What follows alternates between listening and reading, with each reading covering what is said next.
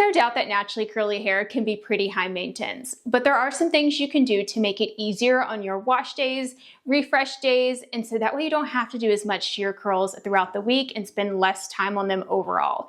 So this low maintenance curly hair routine is going to be perfect if you're traveling, going on vacation this summer, or if you just want your curls to really last a long time because you don't have time to be spending on your hair throughout the week. If you're new to my channel, welcome. My name is Gina, and here I make videos all about naturally curly hair. I love helping you problem solve with your curls and doing beginner friendly tutorials just like this one. And I also wanted to thank Curlsmith for partnering with me for this video. Let's go ahead and get started. Getting longer lasting curls and spending less time on them throughout the week actually has more to do with what you do on wash day. Wash day is critical if you don't want to spend as much time on your hair throughout the week. You don't really need to wash your hair every single day if you have naturally curly hair, so you don't need to be doing a routine like this every single day. It just depends on your lifestyle, but most people like to do anywhere from 1 to 3 times a week. I want to show you what my hair looks like when I don't put in effort on wash day because it's definitely a huge difference. My curls do not last. They don't even last through the end of the day when I don't put in effort on wash day. On wash day, there's usually 2 types of routines that I'll do. One is a little bit more effort, and that's if I need to clarify, deep condition, maybe do some treatments on my hair, and I'll do my usual styling routine. This will help me treat issues in my hair, so buildup, or maybe I need to do a protein treatment to help with damage. And then there's just your regular weekly wash day routine. This is something I might do during the week when I don't have as much time and I just need a quick wash and go. So I just need to cleanse my hair to get it clean my scalp, and then restyle my hair. So that's actually the routine that we're going to do today because I don't really need to clarify or anything. My scalp isn't feeling too bad. So let's do just a basic wash day routine that's pretty quick and simple. If you have very tangly hair that you spend way too much time on with detangling, then you need to try detangling before your shampoo. I know it sounds backward, but it's game changing. Shampooing makes tangles worse, so why would we go straight to shampoo on already tangled hair? So I'm using the Curlsmith multitasking conditioner, which is one of my favorite products to bring with me while traveling because it's multi-purpose. You can actually use this as a protein deep conditioner, a rinse out conditioner, which is just like your typical regular conditioner, or a leave-in conditioner to moisturize your hair and prep for styling products. Now, this is a much better base to shampoo compared to the mess that we started with. The next step is to shampoo, and this is where I would either go with a clarifying shampoo if I had buildup or a mild shampoo for a regular wash day. I'm using the Curlsmith Shine Shampoo, which is more of that mild shampoo. So when it comes to mild shampoos, I prefer something with a good lather and a bit stronger, but not too harsh. Most of the regular shampoos from Curlsmith are about the same cleansing level, but I went with the Shine shampoo today because I wanted to give you some options that come in mini sizes if you're planning to wash while traveling. This is also part of the fragrance-free line, which I love. If you're not using a shampoo that thoroughly cleanses like a co-wash, this may cause your hair to become oily more quickly. Ensure that you're really getting down to your scalp for a thorough cleanse and double cleanse if needed. This is going to save you time because you don't want to have to be washing your hair every single day because it got a little bit oily the next day. Back to the multitasking conditioner, I'm applying this to restore moisture and also remove any remaining tangles and loose hairs. Fortunately, there aren't many tangles because we removed them prior to shampooing. I started at the ends and then I just worked my way up. This is a very lightweight conditioner, so if you struggle with conditioners or deep conditioners weighing down your hair, this is a really good option. It also contains light proteins, which will help strengthen and prevent damage, but won't cause protein overload because it's very balanced with moisturizing ingredients. It's great for all hair types and is especially a good option for fine, high porosity hair. I'm going to be leaving this in so that it doubles as my moisturizer before my gel, but you'll only want to do this if your conditioner specifically states on the label that it can be left in. I don't advise leaving in just any conditioner or deep conditioner because you don't want to cause moisture overload. This is also a good method if you have fine hair because then you can go straight to gel and not weigh down your hair with a full-on curl cream or a separate leave-in conditioner. You can rinse it out a little bit too if you just want to leave a little bit in your hair. My curls feel so much better and very moisturized. This is the perfect base for styling. I'm then going to wrap my hair up in the Curlsmith microfiber towel, which is a completely flat weave. It's not like traditional microfiber towels and it's really absorbent. I just wrap it up really loosely so that way I don't cause any breakage. So my hair is towel dried, but I do like to mist some water in my hair because I don't want it to be too dry, but it's also not soaking wet. It's somewhere in between. This actually helps me save a lot of time because if I style soaking wet, it takes forever for my hair to dry. Then I'm just running my brush through my hair. My hair is already detangled, but this is just to smooth it out. It's going to be so much easier to style our hair if everything is nice and smooth, and we are going to style to bring the curls back. So step number 4 is to apply a heat protectant. Don't skip the heat protectant if you want lower maintenance hair. Did you know that hair that is damaged is inherently going to be more high maintenance? Our hair can become damaged and therefore have a higher porosity from things like heat, the sun, chlorine, and more. Miracle Shield does help protect from all of those, which makes it an essential for summer if you're going somewhere warm for vacation, and it comes in a travel size. For lower maintenance hair, you do want to improve your hair's health. So you want to focus on things that are going to help improve your hair's porosity. So higher porosity hair is going to dry a lot faster and get frizzier really quick. So avoid highlights that use bleach, which do increase our porosity. Avoid permanent hair dyes if possible. Avoid heat tools. I do still diffuse, but that is a safer heat. And then use proteins and bond building products to help strengthen the hair. I'm sectioning off my hair, and the next step is probably the most important one of the whole video, and that is to use a styling product that provides long-lasting hold. This is usually a stronghold gel, but I actually find the Shape Up Aqua Gel from Curlsmith to give me the best results throughout the week, even though it is considered a light hold gel. This is definitely one of my top gels. It still gives you that frizz protection even after you scrunch out the crunch. And if you're wondering how this gel compares to some of my other favorite gels, I find this one to be the lightest hold out of most of my favorite gels, but it also has the thin consistency that I love, and it's very lightweight. This is a great option for very fine, high porosity hair, but also works for my hair that's more medium to coarse. So just some differences between all the gels that I recommend. And you cannot just use a curl cream or a leave-in conditioner and expect your hair to last longer than a day. Every time I just style with a cream, my hair frizzes up by the end of the day, especially if you're gonna be out in humidity, you need a little bit stronger hold.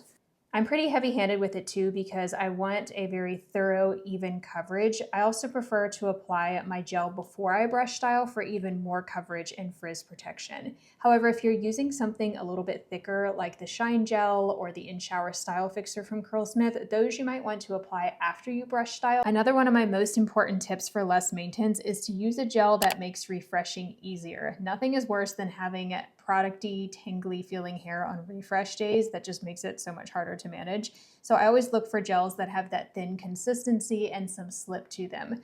Slip is that slippery, slimy feeling that feels nice in the hair. It prevents tangles, and usually it can be reactivated with just water in your hair. I prefer to avoid refreshing as much as possible, especially when I'm traveling, so that's also why I wanted to use a gel with high slip because it makes it so much easier. Let's talk about the brush styling that I'm doing. Styling techniques are going to make the biggest difference in how long your hair lasts. That's why I always talk about the importance of them if you do want longer lasting curls that are less maintenance. Whenever I don't style, my curls end up stringy and frizzy by day 2, requiring so much more time to refresh. If you're having to completely soak your hair every day because it's frizzy or stringy, and you're not doing any styling techniques on wash day, that's probably why. So the more clumped your curls are, they will hold longer and they'll last a lot longer. And that's because the frizz stays tucked into curl clumps and the curls are gonna hold their shape a lot better. It's really hard for curls that are not clumped at all and don't have any definition to hold up. They're just going to kind of expand and become puffy when they do lose their hold throughout the week and when the moisture fully evaporates.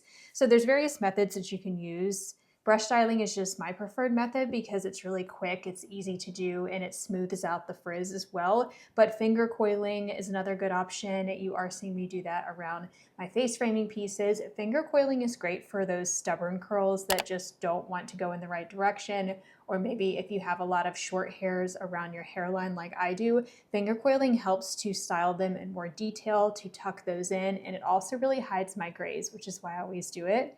There's also plenty of techniques that you can do without needing a brush or any tools. You can just use your hands. The praying hands technique is another one. I often will use this at the end of my routine. This is just where you kind of smash the hair between two hands, and that applies some tension that will help clump them, and then you just scrunch afterwards. So that's a great technique if you want something super quick just to help to clump the curls a lot better. My ends around my face framing pieces are always a little bit stringy. I'm still growing out some hair, and they definitely need a trim, so they tend to get stringy on the ends.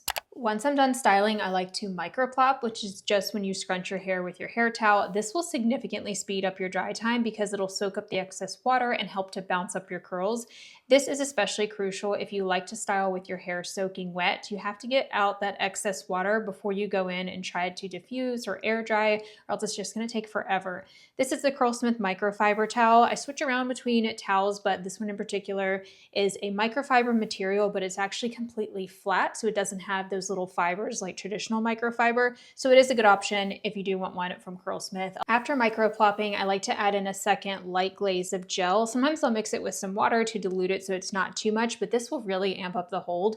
This is a good technique to add hold if you're using a light or a medium hold gel, because if you're adding gel on top of hair that you just scrunch with a towel, it's going to be a lot stronger and less diluted because there's less water there. So it's going to give you a ton of extra hold. The next step is crucial, and that's the diffuse, which is going to make your curls last so much longer. I wanted to show you the Curlsmith travel diffuser because this is so handy if you are going to be going on trips. It folds up so you can fit it in your bag a lot better. It is a little bit smaller in size compared to the original Diffusion, which is the typical hairdryer that I use. Slightly smaller, but still much larger and a better design than most other diffusers. So I do really like it. I usually go with the original Diffusion though to dry my hair because I find it dries my hair just slightly faster, but for trips, I would totally take the travel version. The original Curlsmith Diffusion hairdryer and the XXL diffuser attachment enables me to dry my hair in just about 10 minutes using less heat because it covers so much surface area all at once. So if you are short on time, you can just diffuse for a few minutes until the gel cast sets, and then you can finish air drying. So diffusing is going to give you much more control over your results because you can create volume and shrinkage and set your gel cast right away, which in turn prevents frizz. If you're getting frizz while you're diffusing, it's probably because you don't have enough hold in your hair. So you didn't use a strong hold gel, or you're not diffusing properly. You can try this hover technique, which is just where you hover around your hair.